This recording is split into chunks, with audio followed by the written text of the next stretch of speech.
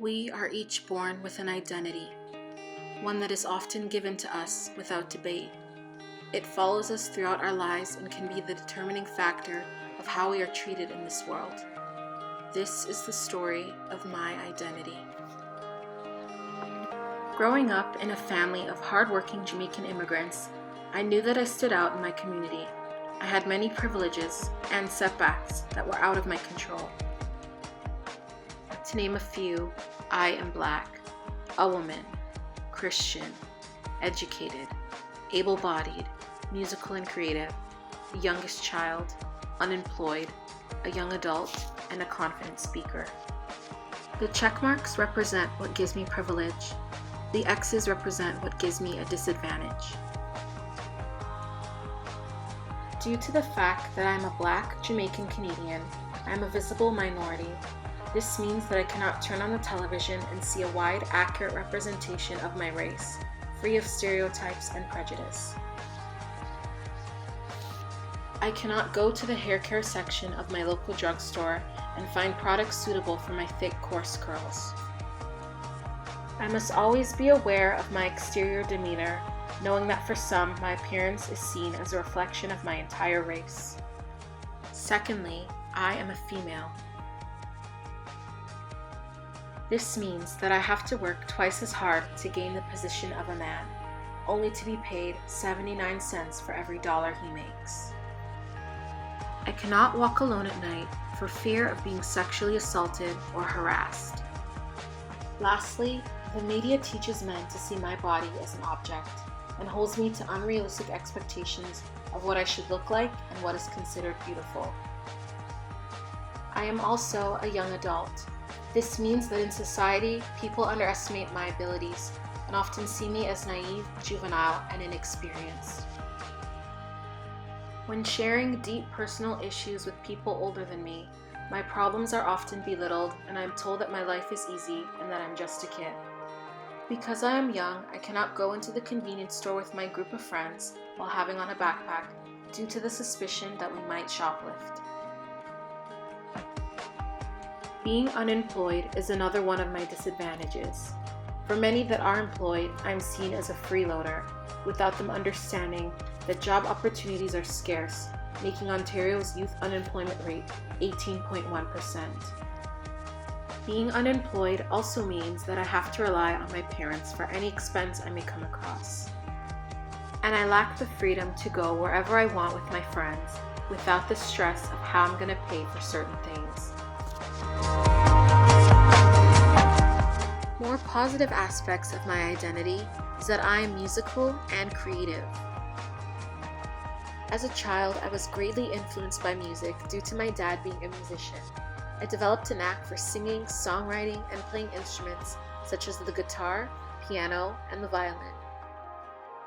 Because I am musical and creative, I know that there are courses and clubs in my school that give me variety and allow me to build on my skills and grow creatively.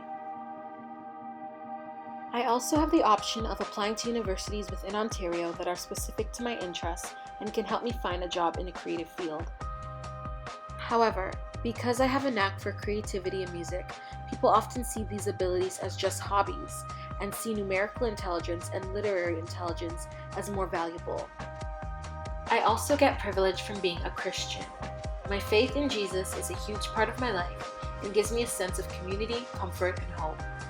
Because of the country I live in, I have the privilege of automatically getting all of my religious holidays off without having to inform any of my teachers or employers. Although commercialized, when it is time for my holidays to come around, they get incredibly wide media attention and are presented all over TV shows, news articles, and advertisements.